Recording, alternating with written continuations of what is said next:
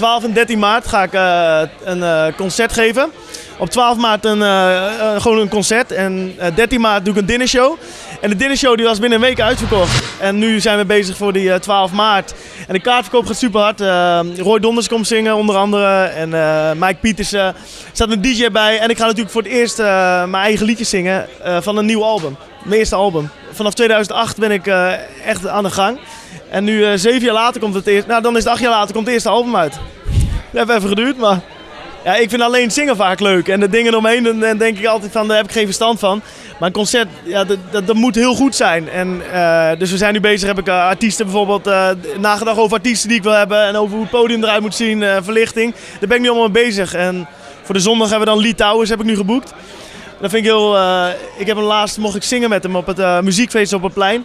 Ja, dat vond ik zo mooi hoe hij nog zingt en een hele aardige man. En toen dacht ik, die wil ik hebben en ik denk dat dat wel bijzonder is. We hebben hem gewoon geboekt natuurlijk. Maar je hoort wel, hij wil wel vaak alleen nog maar grote dingen doen of speciale dingen. Want hij is natuurlijk, het hoeft voor hem niet meer, weet je wel. Maar hij komt zingen, dus ja, enorm trots op een dinnershow. En om hem erbij te hebben is heel gaaf.